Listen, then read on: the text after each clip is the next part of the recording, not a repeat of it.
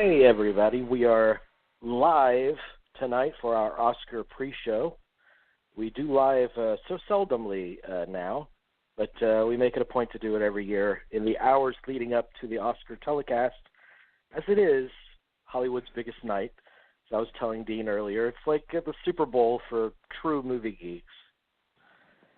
It's like that's definitely a great comparison. I mean, the Oscars are like, talking Oscars is like talking sports in a lot of ways. I mean, it's ephemeral. There's stats and history to it all, but I mean, it's good not to take it too seriously. I don't think I can take it seriously this year at all. Why? Well, you normally don't. Yeah, I don't think I could take it that seriously this year at all because just the stuff I've read and just the rationales for liking a film and not liking a film, and I really just had to really this year probably, and like in my teens and my 20s, I just had to really step back and say, no, I'm not going to participate this year. I've just never read such silliness in all my life. If we don't pick Moonlight, we'll never be taken seriously again. And I'm like thinking, if you pick Moonlight, you may not be taken seriously ever again. It doesn't really matter one way or the other. The industry is right now so marginalized as it is that I don't think it really matters who wins tonight. But I've just never heard such silliness. God forbid you can't pick La La Land because if you pick it in such a horrible year, it sends out the wrong message. And I'm just like, guys, it's just the Best Picture Oscar. Think about it.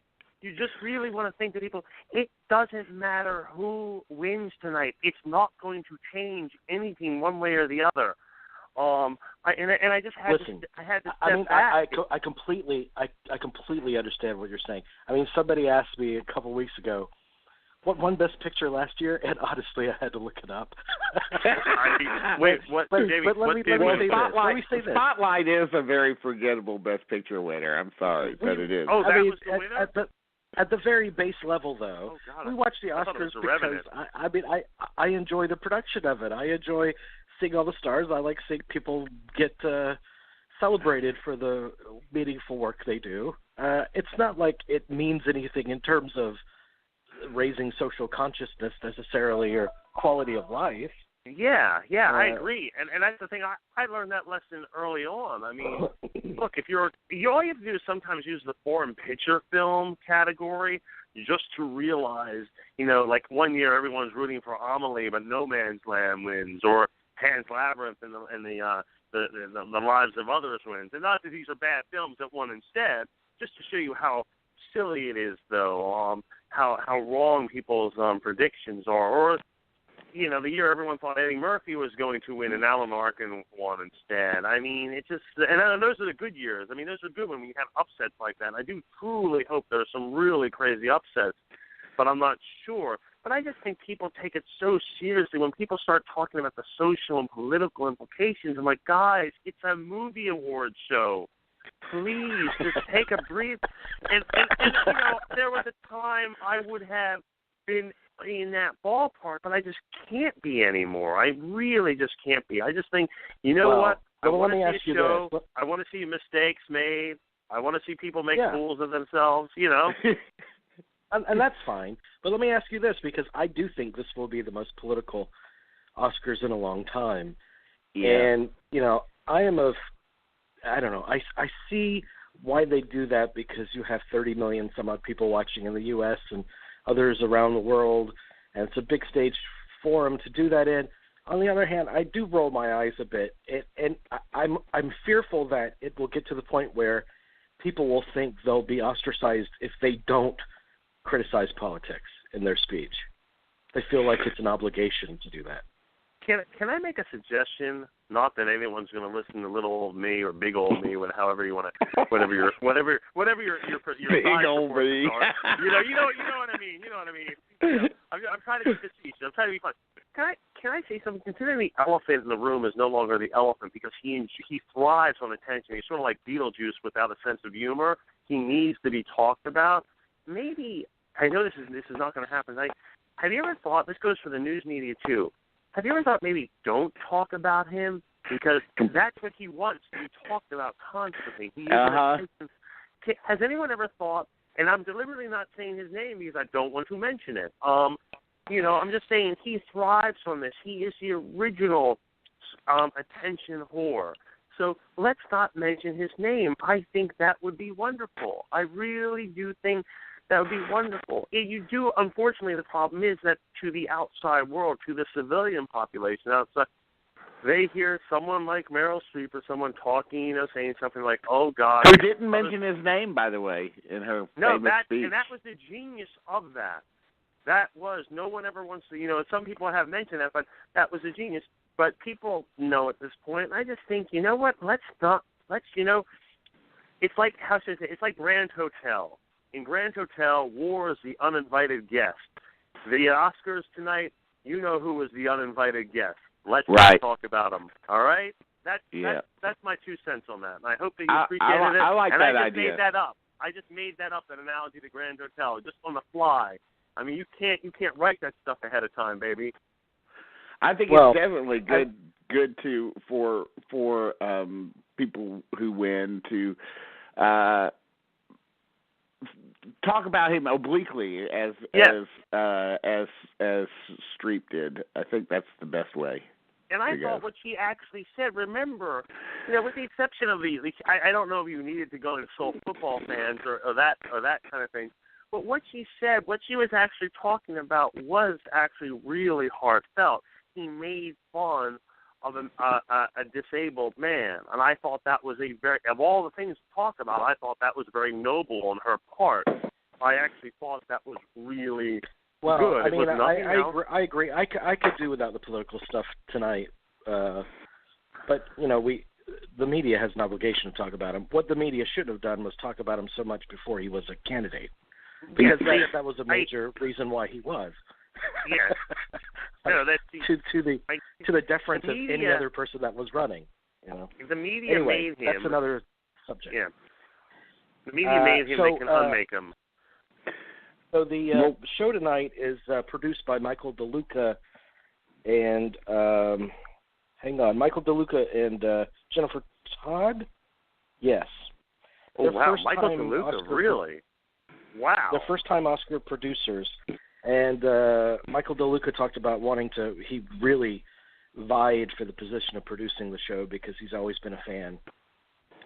And his, like many producers before him, his whole goal is to make it as swift as possible, to have it come in at or under 3.5 hours, which is a rarity. And he said the key to doing that, he's found, is to limit the amount of time in between winners being announced.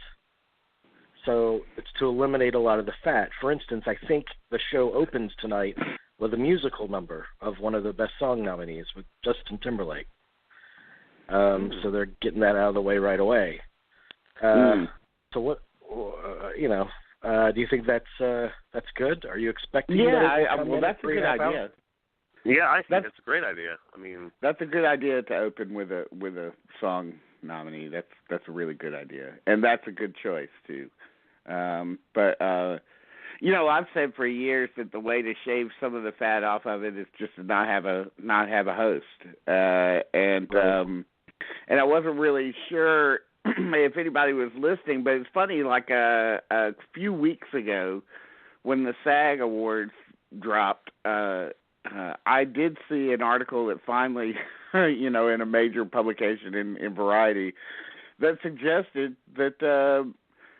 Since the SAG Awards operates without a host, why can't the Oscars? And I was like, finally, somebody's getting it. It's like is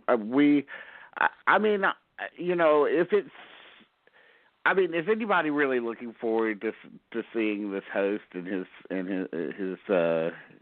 his opening monologue or whatever? It's just I'm not. I mean. It's Jimmy Kimmel, right? Yeah, it's Jimmy Kimmel. I like Jimmy Kimmel, but I just don't think, let's be very honest. I don't care who you are this day and age. It's no, I think Jimmy Kimmel's a great choice, but I just don't. It doesn't matter at this point. It just seems to I think show. what he's going to do is he's going to do a lot of audience participation stuff like Ellen did, and like he does on his show. I think he's going to do that kind of stuff. You know, you could argue. I really liked what Hugh Jackman did years ago because he's a showman and he put a show on in the opening. You know, right? But outside of that, you could say that the role of a host is kind of superfluous anyway. But they keep going back to a host because they think it's one of the keys to getting ratings is having a host of some noteworthiness on their show. But the best original song, that's what I hear Justin Timberlake's opening. And then everyone else, these songs are going to be performed. John Legend will perform the 2 songs from La La Land. Lin-Manuel will perform, Miranda will perform the Moana song with his young co-star, I think. And then the song The Empty Chair will be performed by Clint Eastwood. So I think it's going to do well. I would like to see that. He sings, you know, he could do it. Yeah, no, he can. Yeah. Go ahead, Dee. You know, I wanted to harken back to something that Jerry was talking about. This incredible backlash against, you know, I mean, I guess it happens with every front runner these days. It didn't used to, but these days it seems inevitable. But the incredible backlash against La La Land and I've been having some real battles of words with a guy on Facebook who I'll decline to mention his name, but he seems to have it in his head that Damien Chazelle is personally an incredible narcissist and has made a film that is emblematic of its times in that it totally plays to the Trump crowd. How does this play to this? Okay. Apparently this is something this is an idea that's very popular out there now. Like, I assume that since Trump is such a polarizing person, that the idea behind, there's always like a whisper campaign, you know, of like, you know, trying to denigrate the front runners to influence the vote. And this whisper campaign has basically said, if you vote for La La Land, you're voting for Trump once again. And the only way to prove you're not a Trumpist is to vote for Moonlight. Well, okay. I just think that's La La Land. I don't have if I know La La Land's the wind, and you know what? I don't really care one way or the other, but La La Land is a fine movie. I don't have any ill will towards it. As you all know, I liked it. I I wish I could have the experience of watching it again for the first time in the theater, because I think it is the experience of watching it on a big screen that is just so euphoric, if you will. Yeah. I mean, let's not.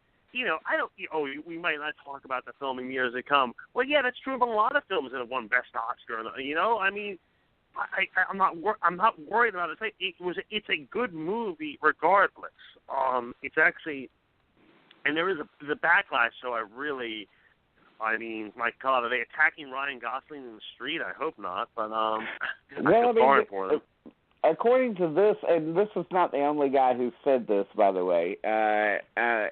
Apparently, the movie portrays narcissism in its 2 main characters. I guess this guy's the notion is that they're narcissists because they don't give up their careers for love. They go on with their careers, and their love affair sort of suffers for it. And a non-narcissist would go the other way. Would give up the career. And so their complaint about La La Land is that it's not enough like real life. But their other complaint about it is it ends too much like real life. Right. Yeah, I mean, it's just ridiculous. I mean. You know what it is? Here's what it really is. Okay, I'm going to explain it right now. La La Land is the first movie in 12 years, the first Best Picture frontrunner in 12 years to actually feature an actress who's nominated for Best Actress for the role in the movie. So it's been 12 years since we've had a Best Actress nominee who is in a front-runner Best Picture thing. I think this is like Hillary Clinton level misogyny.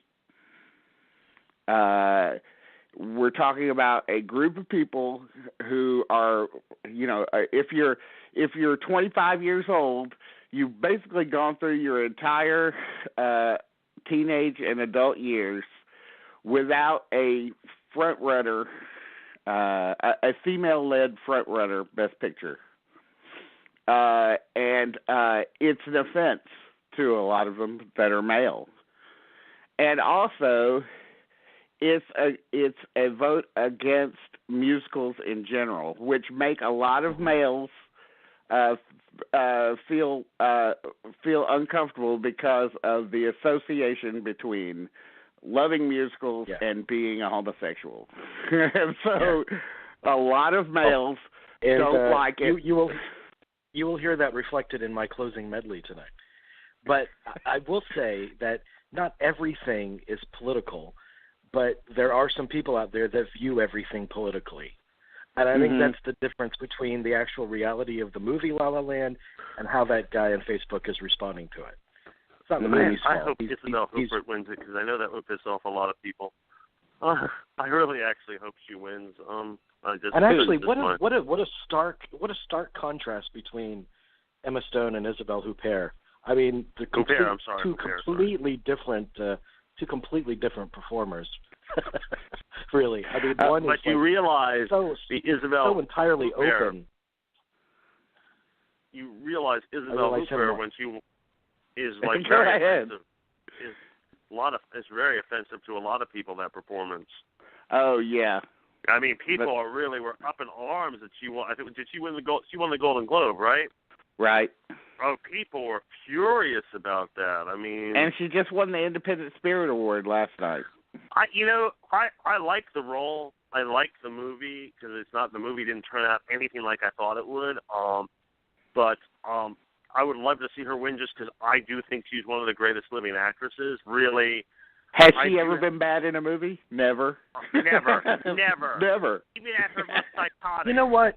Great. I wonder if a movie like they remade it and it didn't make a dent, but I wonder if a movie like the original Straw Dogs, if that came out and Susan George won tons of acclaim for it, if people would resent the hell out of that too. People would get all very sensitive about that. Yeah, I mean. Yeah, okay, we're not Adam's in that era anymore. Let me pick up Adam. Hey, Adam, how you doing? Hey, guys, how are you? What's up? Pretty good. Yeah. Pretty good. Hey, here's the thought. I'm really thinking, Adam, you can address this first. I'm really thinking Denzel's going to win it instead of Casey Affleck tonight. Yeah, I think so too. I really do. I wasn't. If you had asked me 2 months ago what I thought about that, I would have said Casey Affleck. But I think the heat is really building for Denzel, and I really am going to be shocked if he doesn't take it. I'm going to be honest. Yeah, I think it's a foregone conclusion. I just don't see. I don't. I still think that Casey has a shot at it, but I'm fully prepared to be disappointed. Can I be very honest? I want Casey. I'd like Vigo to win it more so, but I just don't. I love Denzel Washington. I think he's a great actor. I just think when he directs himself in these roles, they're not. There's something missing. And I also have selfish reasons too. But I don't think this is a great.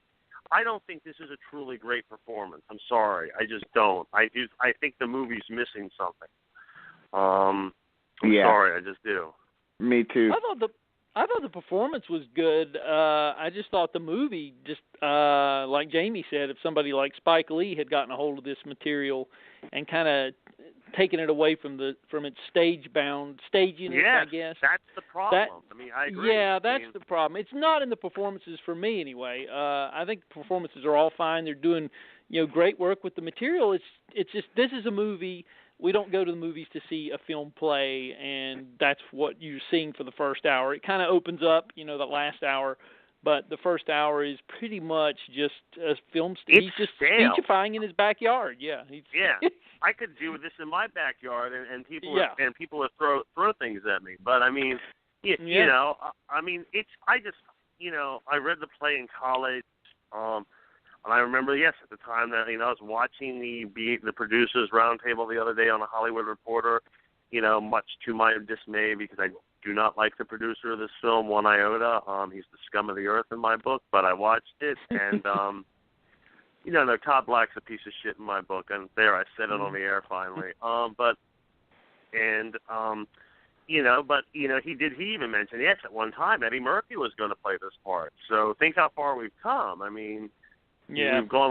We have the right actor to play the part. It's just the first half of the movie just does not. It does. You feel like, hey, I'm watching a play. I'm watching one of those things you go see on Sunday mornings at Landmark. When they have those performances from the Met, televised.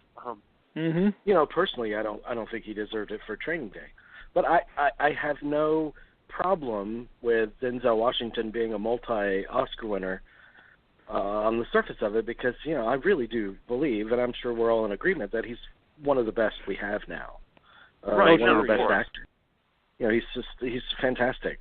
But I also think the Fences is the most actorly movie in a purity sense, like a stage play, and so it would make sense that the two actors in it are the ones that are awarded.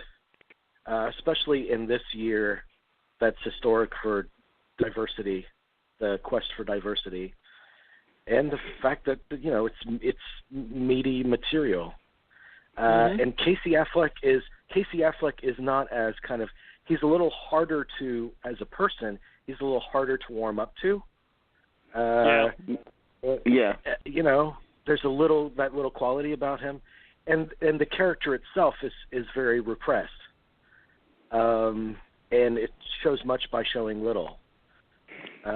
So I think it's a harder movie. That's not the type of performance they usually award, unfortunately, and this is true. So,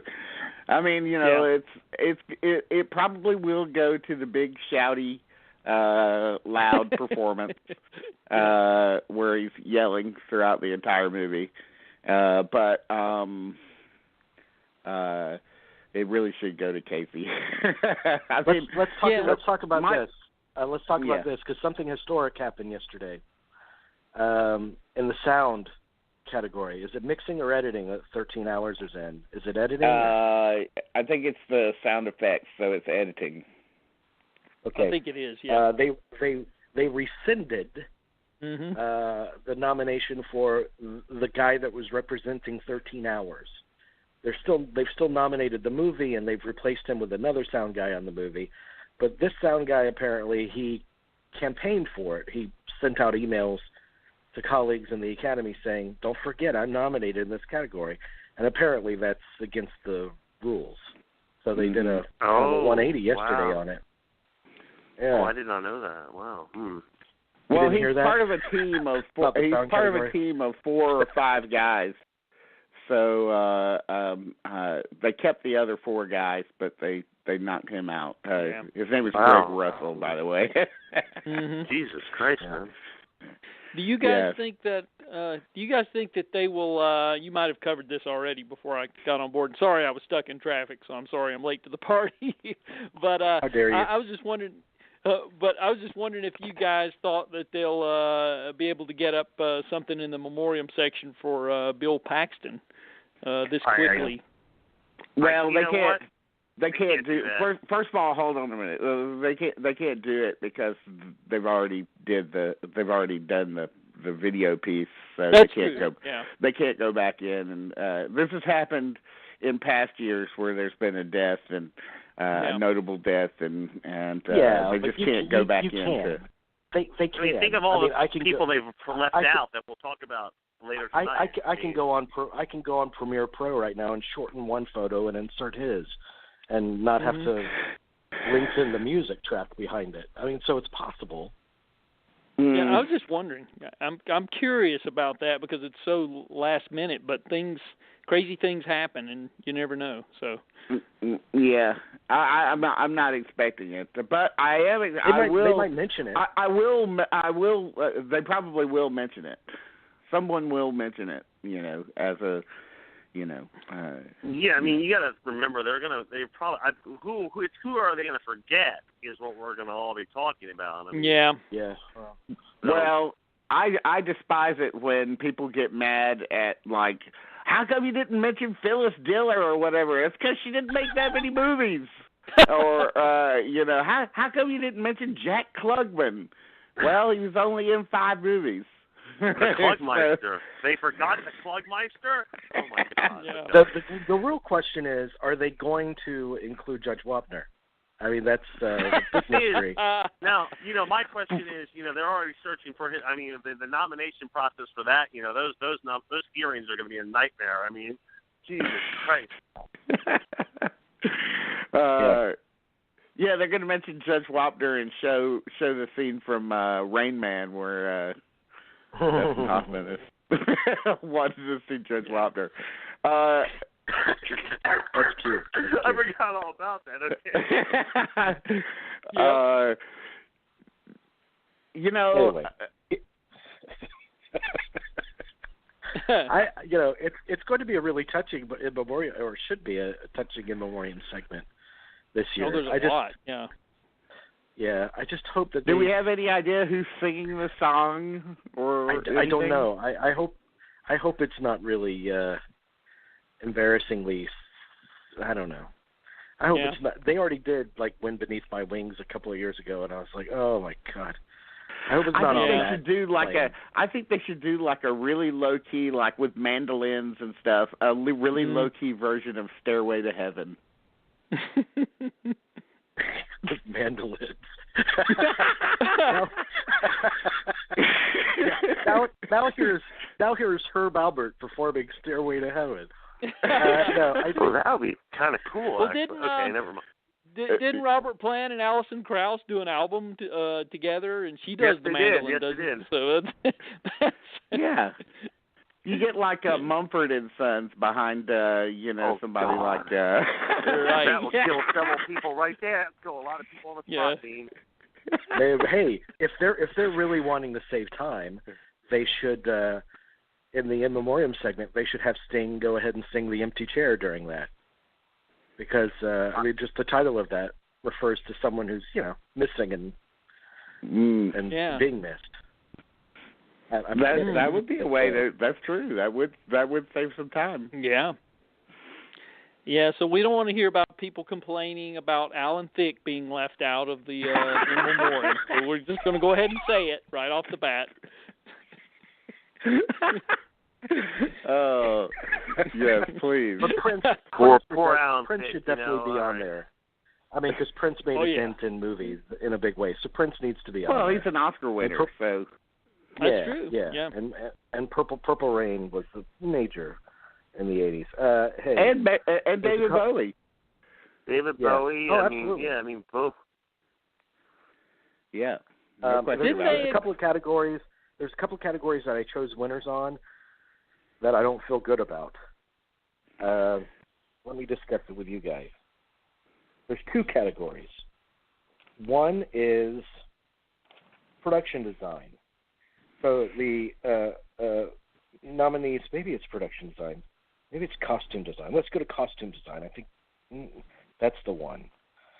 And of course, I'm having to pan down to it. Costume design, Fantastic Beasts and Where to Find Them is nominated. Jackie is nominated. La La Land is nominated. Hang on, I'm trying to find the category. I wasn't prepared for this. I'm sorry.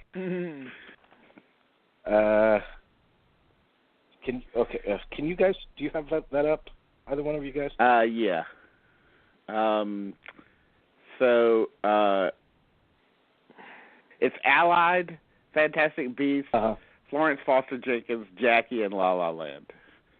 Okay. And it is hard to pick in that crew because almost none of them really conform to what we usually think of as costume design winners, which are usually set in the past, at really, really, unbelievably detailed, period costumes. I mean, I guess the closest we come to that would be maybe Fantastic Beasts and Where to Find Them. Well, my challenge is that I could come up with reasons why each one should win. And I don't know which one's reasons outnumber the other. I mean, La La Land is probably the head scratcher of the bunch, but you can look at the colors of the costuming and you can make an argument for that. Jackie is the historical significance of one of the 20th century's most notable fashion icons, and the exacting nature of trying to replicate that. Florence Foster Jenkins is a classic kind of period piece in terms of costumes. Same with Allied. Fantastic Beasts is the no holds barred, like, free imagination of fantasy costumes, which are favored many years to win. So I think the odds on, I mean, for me, what I was leaning towards is Jackie, but I can see something like Fantastic Beasts winning. Yeah. That's a hard category to pick, I have to say. I mean, I'm going with Jackie for the reason that you mentioned, and also there's something about the costumes in that really stick out to me. I find them to be memorable. But La La Land sweeping, I mean, it's not going to be like a 10 award sweep. It's going to be like 8. So it's got to lose, 6 awards. So I think this is probably going to be one that it'll lose. I think that the colors in La La Land costumes are enough to get it the nomination, but I don't think it's enough to put it over. If it does win, however, it'll be one of the first best costume winners to take place in present day. That's very rare. That is. That's a really good point. But I have a really important question about the in memoriam. Do they do pets? Like all, the animals in the, seriously, like animal stars, like die? I've never seen one. No, I've never seen that. Like when Mike the dog from down in Beverly Hills died, did anyone do an in memoriam for him? I'm sorry. No, they didn't do one for. They didn't do one for Uggy from the artist, or. But you know for a fact. Dog, so. You know for a fact that when Nick Nolte dies, he's going to be included in the in memoriam. So I think that they might make an exception for Shaggy Dogs that year. God. Oh, that was a long way to go for that one. That was very funny. You got an audience, dude. You got me, man. I loved it. All right. Here's the other category: production design, because it's the same kind of criteria as the costumings. I can see benefit to a couple of these, and I think it comes down to, Arrival, Fantastic Beasts, Hail Caesar, La La Land, and Passengers. I think again it comes down to La La Land and Fantastic Beasts. Yeah, Arrival I don't really understand at all because, there was just a bunch of tents with a bunch of stuff in it.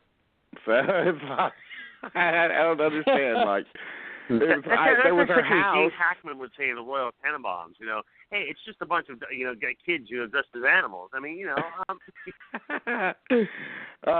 I don't really understand Arrival, so that's got to be out. And Passengers, I mean, the production design was one of the best aspects of that not so great movie, but that's not going to happen. Now, Hail Caesar, however, does have amazing production design. Yeah, and definitely. I'd be happy if that if that won. La La Land is again another unusual entry in here because it's all about color and not necessarily about the detail in it or the opulence of it. So both of these awards might go to Fantastic Beasts. I could easily see that happening. Right. So yeah, I can too. Yeah. I don't have a problem with that because that film's the greatest strength is the visual. So I don't really have a problem with that. I mean, I'm not going to lose sleep. I'm not going to rail against the world tomorrow morning because it wins. Yeah. But tell me what would be the, and Adam, chime in on this. Okay. You can start with this. What would be the Adrian Brody moment, the jaw on the floor, I can't believe that happened moment? Not to take anything away from Adrian Brody, it was just not expected that win. That you would be, happy with, unhappy with, whatever. But what can conceivably be that award tonight for you, Adam? That's a good question. No pressure, Adam. Well, I've got one. One for me would be if Mel Gibson took Best Director. That would be a jaw dropper. I don't see it happening, but if that somehow happened, then you would just have to pick my jaw up off the floor. So but would you be offended by that though? I'm not sure how I feel about that. I mean, he is technically a good director. I mean, Hacksaw Ridge is especially the last half hour, is very well directed. I would have no problem with that. I mean, yeah. I would have no problem if he won, but I just don't see it happening. That would be... I don't either. But it would be a jaw dropper if you're talking about something that would just shock you. Kind of like, for me, last year was when Stallone lost. That was a big shock. I literally was just beside myself, and this would be another one of those moments. So, I mean, but I would not be offended. I mean, I think it's great. Well, I'm not asking you what would offend you. I'm just asking you what would just be shocking. I'm sorry. What would? Yeah. I'm sorry. Yeah, for me, I would be offended because I watched Hacksaw Ridge last night and I despised it. So I was like, this movie is so terrible. It's just blech. I hated it. The first hour of it is pretty blah. You're right. I thought I will tell you that Andrew Garfield got nominated for the wrong movie. I mean, when you think of what he went through for Silence, I just think it's a much better performance. Actually, it is. Yeah, much better. Either performance. Silence got shafted enormously here. Oh yeah. What would your number one potential shock be, Dean? Jeff Bridges winning for supporting actor over Mahershala Ali. I still think that category, and even Dev Patel, winning, which has become a little bit more of a possibility lately. But of course, I'm not the hugest fan of Moonlight, and I still find it a little odd that he's the been long. Ali has been long thought of as the front runner in this category because I just he's good in the movie and everything, but I just I don't. The role isn't all there to me. It's there's not much to it, I don't think, and so but I will think say when he disappears from the movie, you do feel it. I mean, there is an energy lost. In that movie. That's true. Yeah. There is an energy lost, and I think one of the reasons that's one of the reasons that maybe the performance has been lauded because people feel that loss while watching the movie, and you're wondering what happened to him and so forth. So it's there's something intrinsically in the structure of the film that makes that role greater than maybe it actually is. But that said, I mean, he's probably going to win. So, and it'll be a big moment because he's, in addition to being an African American, he's also a Muslim.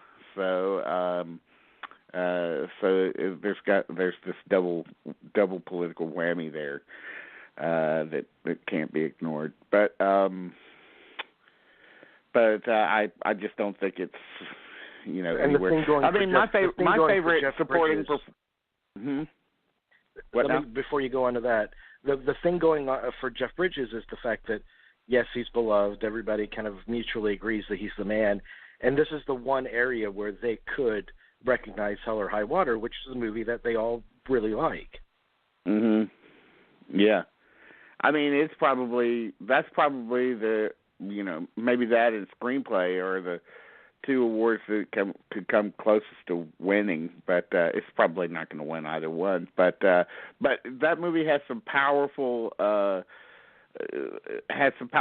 out there for it, and so it's possible. And who would deserve a second Oscar more than Jeff Bridges, who's been great for 40 or 50 years now. So I don't think anybody would go Yeah. I personally like Jeff Bridges in that movie better than most of the nominees. But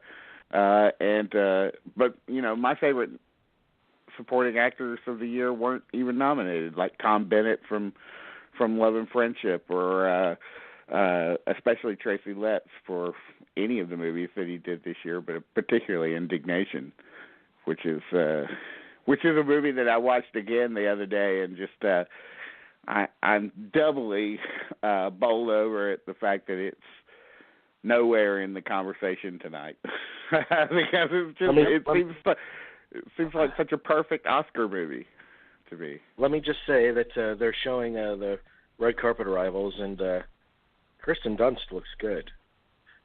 That's the extent of my fashion. Well, I mean, she always looks good, but yeah, I mean, I'm looks very good. Up by TV, but I've been saying that for years. But okay. Hey, here's a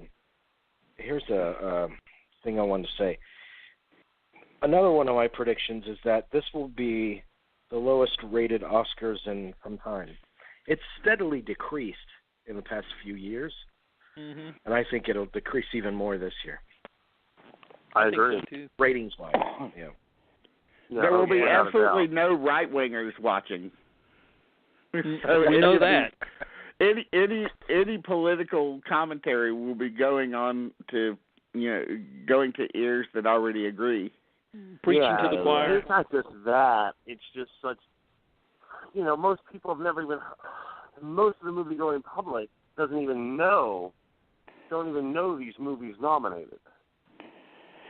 Most of the public just never even heard of these movies, it turns out. Yeah.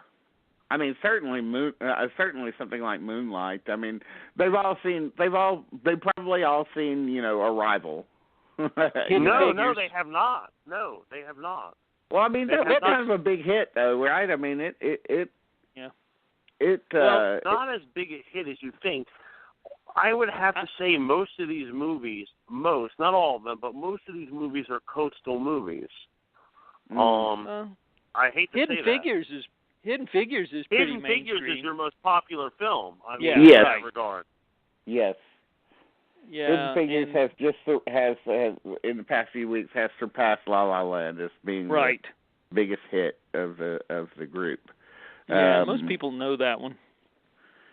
It's funny that Hell or High Water, which really just feels like a massive hit, is still just a little bitty movie. You know, it feels like a movie that if it were released in the 90s, it would have done huge business. Right. So, I mean, it's definitely the movie that that any right wingers who are not watching would love. They would dig it, I think. But they probably haven't seen it, and and certainly Sasha Stone, because I rarely agree with Sasha Stone, and here's another instance where I still don't. She thinks that Hidden Figures should win Best Picture because it's important. Mm-hmm. She's such a gas bag sometimes. That's her whole modus operandi is to only go after movies that are get behind movies because of their quote unquote importance. Can I say something about her without saying? I don't think I've ever seen someone who is just such the epitome of white liberal guilt as that woman. Intolerant. She is so intolerant of any other way of thinking. It is incredible, and that really disgusts me.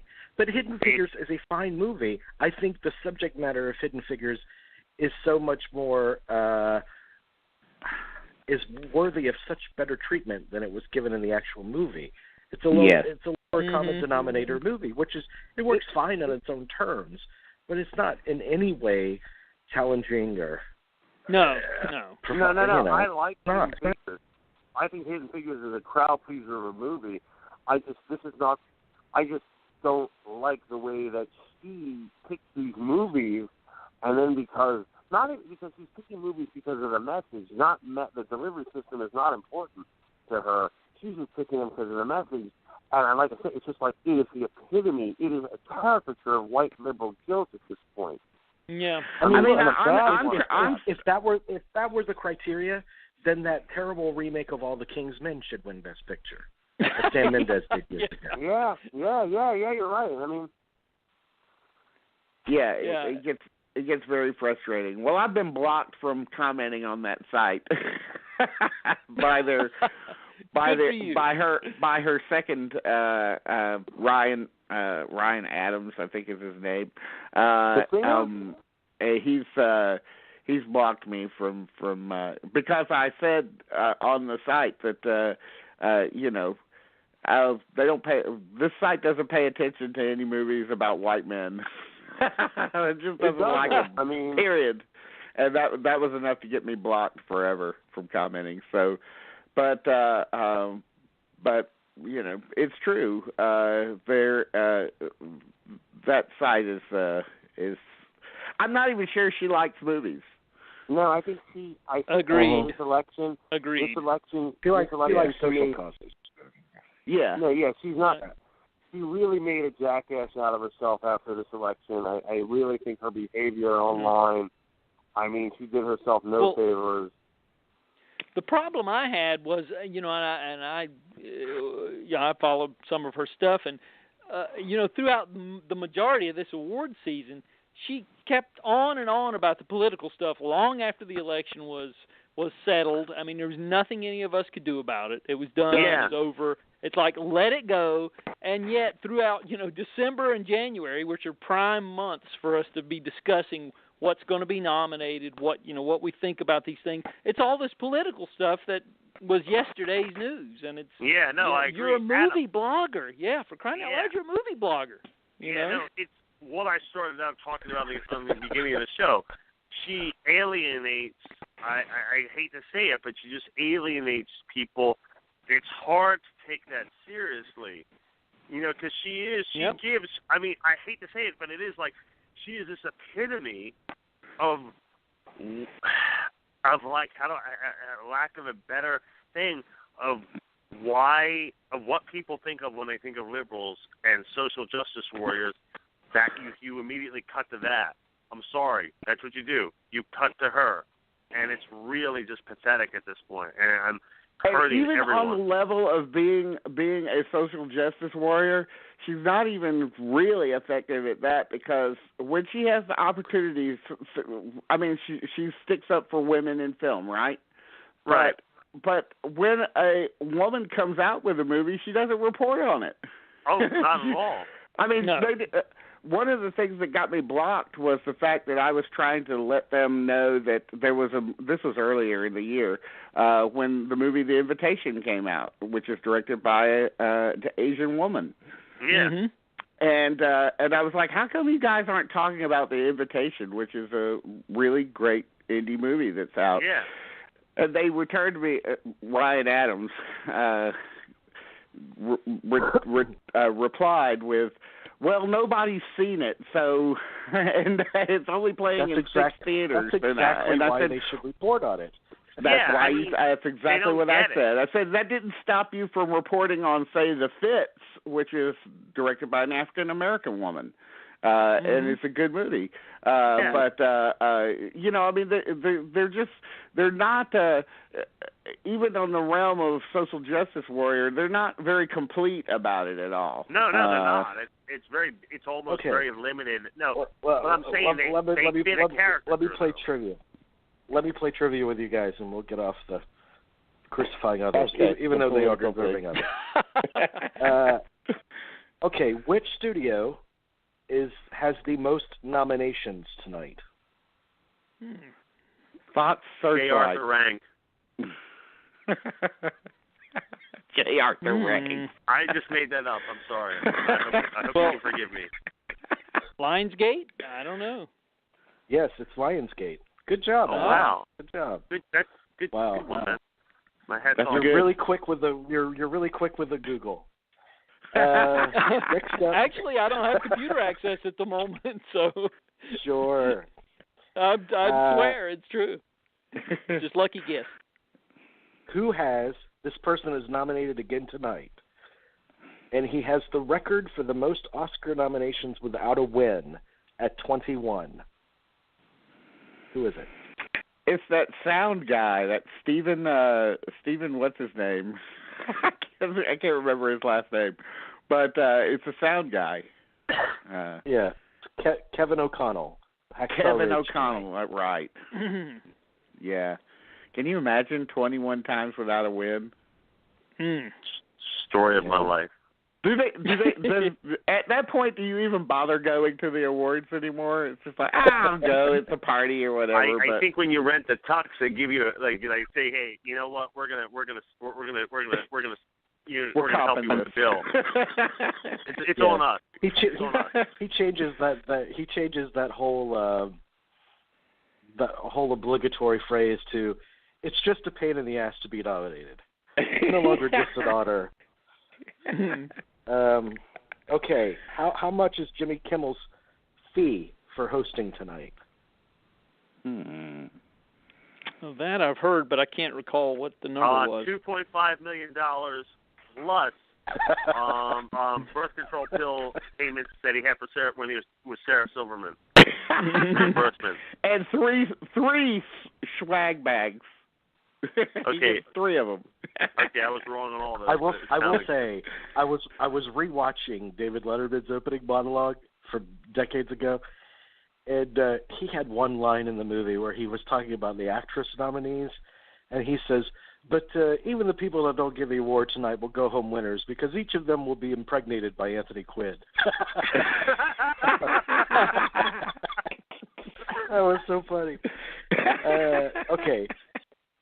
Jimmy Kimmel will make $15,000 for hosting tonight. That's better than I'm a pretty nominal fee. It feels like. Yeah. And he addressed this in an interview he did. It really is like an incredibly thankless job. But he said, at the same time, it's the top of the mountain. If you host anything, if that's your gig, then the Oscars is it. I mean, it's as high up as you can get. Yeah, yeah. I'm still pulling for Louis C.K. to host one year. Yeah, that'd be great.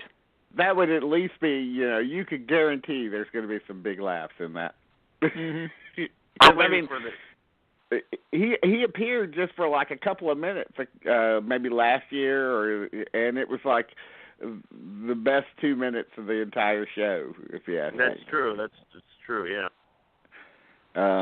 How much is an Oscar worth? Brand new. You mean just in terms of the medals involved and so forth? If you were holding an medal Oscar or just made. How much does it cost to make an Oscar? It's something like $300. It's like between $200 and $300. Isn't that it? The value of the 24-karat gold-plated Oscar statuette is $696,000. Really? Yeah. Get out of town! $696,000 for one award? Really? That's crazy. Yeah. Wow. I know that it's also silver plated underneath, so there's like there's a few layers to it. So, but wow, that really stuns me. Yeah.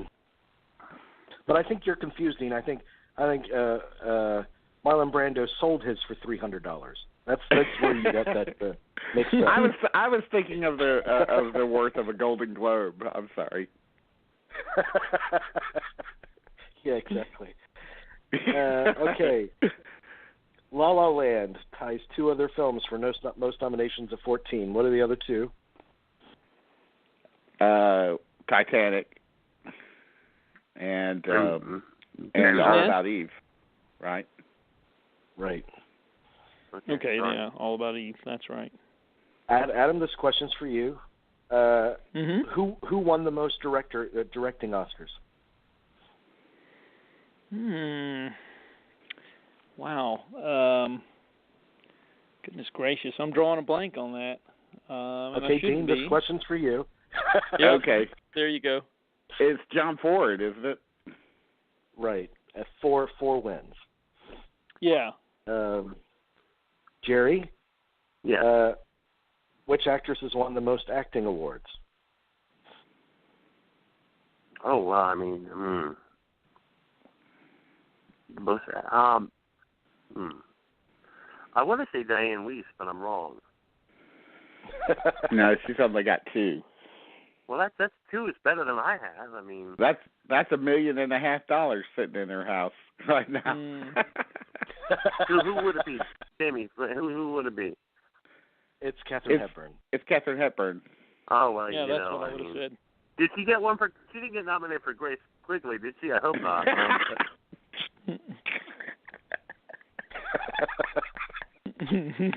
When are they going to make that into a Netflix series with Betty White?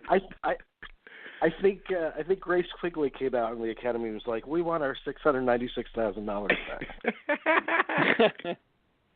You can't write, dude. You guys aren't going to get this with anyone else. Dean, this is for you. Who has won the most Academy Awards, including honorary? Walt Disney. Right.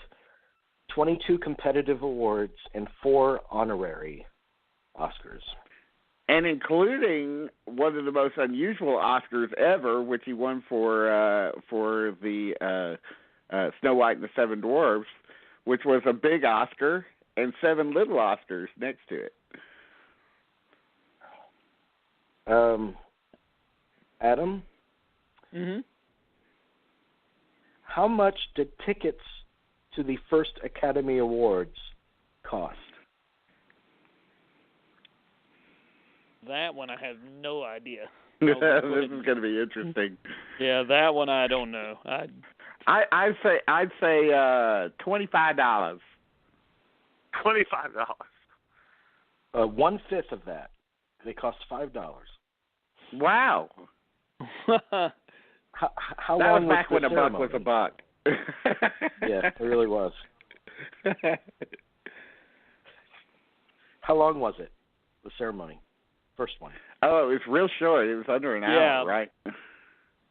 Very short.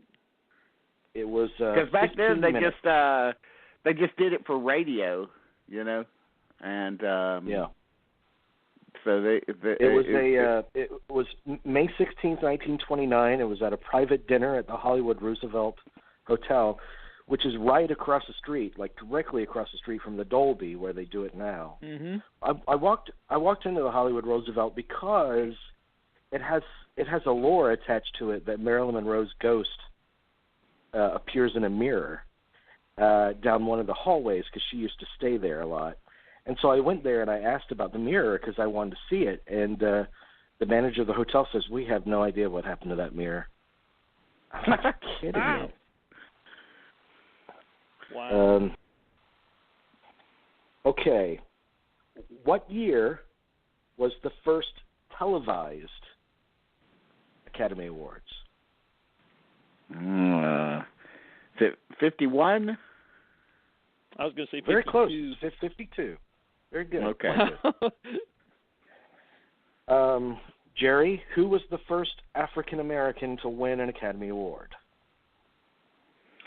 Would it be Hattie McDaniel for Going with the Wind? Very good. Very good. See, guys, this is skills. This is a skill set.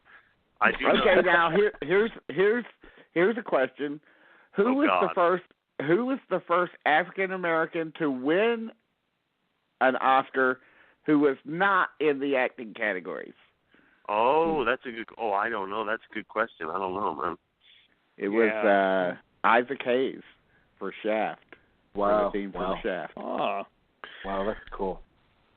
That's cool. Yeah, that's interesting. Okay, Adam, Mm-hmm. what was the first movie to do a clean sweep of all the 5 categories, top 5? I should know this. It wasn't Cuckoo's Nest, was it? No, that there was was one second. before that. Oh, it happened one night. That's right. Yeah. Okay, here's a challenging one for you, Dean. Let me figure out a way to ask this. There was a movie that won an Oscar 20 years after it was produced. What is that movie? Charles Chaplin's Limelight won for which was done in the 50s, but was not released in America until the 70s, until I think 71, and it won for its score, which was also by Chaplin. So very good. You went above and beyond. You just described the entire history of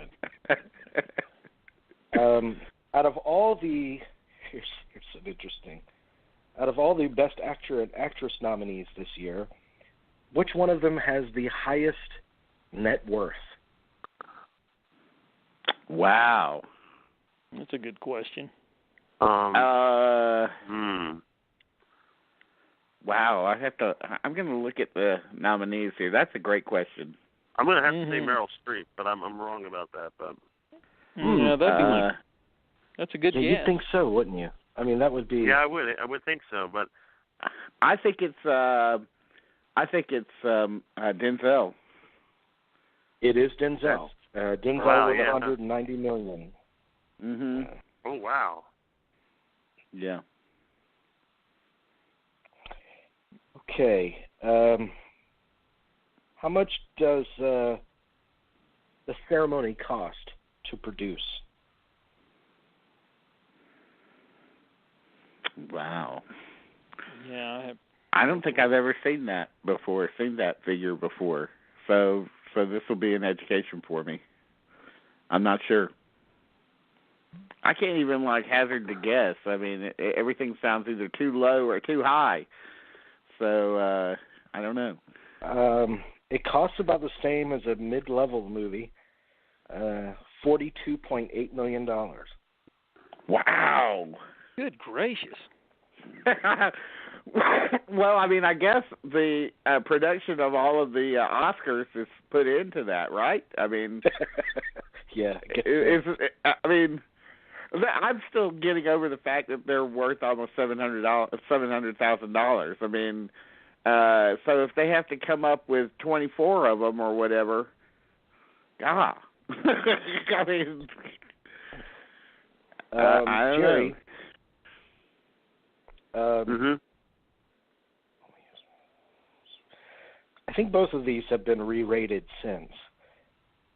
But tell me the two movies nominated that were X-rated for Best Picture at the time of their release. Would Midnight Cowboy be one of them? Uh-huh. Okay. And A Clockwork Orange. You're That's right. good. Very good, man. Very good. There you go, baby. There you go. You've more than compensated for that Diane Weist answer. See, thank you. I thank you. I mean, thank you. I'm trying, baby. I'm trying. All right, Adam. Mm-hmm. How much does Hollywood spend on an annual basis for awards lobbying? Oh God. It'd have to be in the millions, but good gracious, I don't know what kind of figure, low millions, mid millions. I'm going to say 10 million, just throw that ballpark figure out there. Okay. I'll say 30. 10, and you're right. They spend $100 million a year on award lobbying. Wow. It seems like it could be done a lot cheaper these days. Just go onto Facebook and throw out some awful rumor about some movie, and doesn't have to be true or anything. It can be, yeah. Okay, out of the 683 new members that were inducted into the Academy this past year, what percentage were people of color? I think I read this. It was something like 42%. Right? Very good, 41%. Yep. Okay. Jerry, what percentage of these new members were women? Oh God, I don't know. I honestly don't know. Tell me, please. 46. Okay. 46 women, that's 41 a step in the right direction.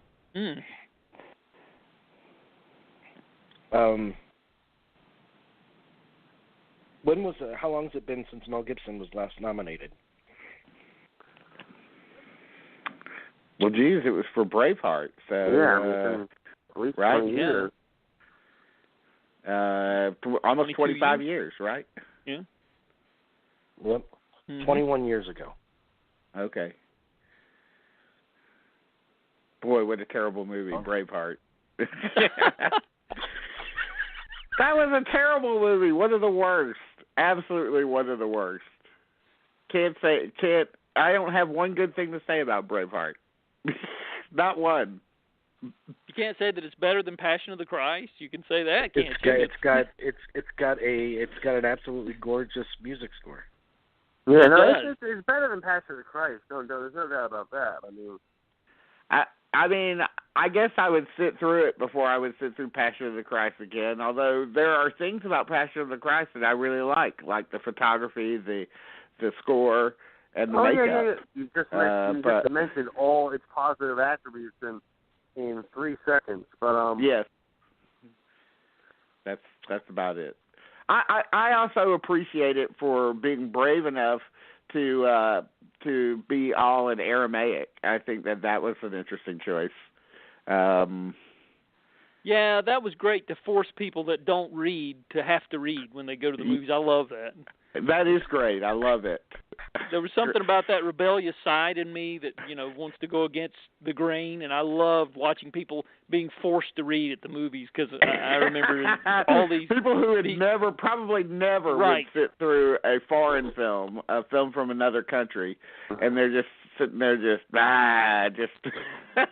I think that most people read during the movies now because they all text message.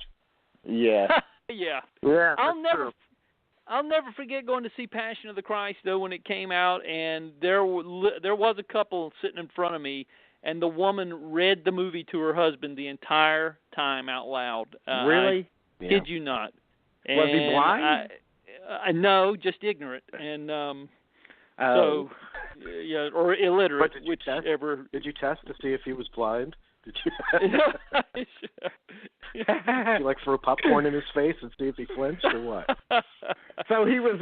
I guess there are people out there who don't know how to read. So I guess that's the thing. We should have compassion for them. Yeah, we should. Yeah, compassion of the Christ. But there used to be a service where they if you were hearing impaired, they give you headphones where it was narrated to you. Yeah, that's. Yeah. I wonder if they still do that. Okay, final thoughts, guys.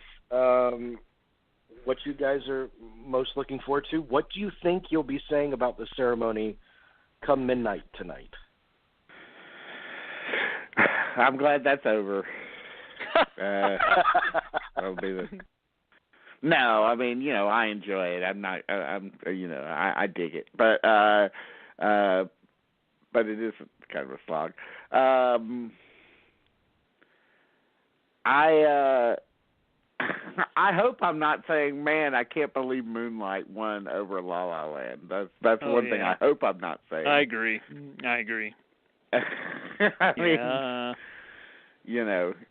But it's feeling like that's a slight bit more possible in this last week getting up to it. But I'm just I'm hoping that I'll be saying, boy, I bet all those La La Land haters are really up in arms now. Yeah. I just don't understand that crew. Yeah, that Sasha Stone's having a fit now. So,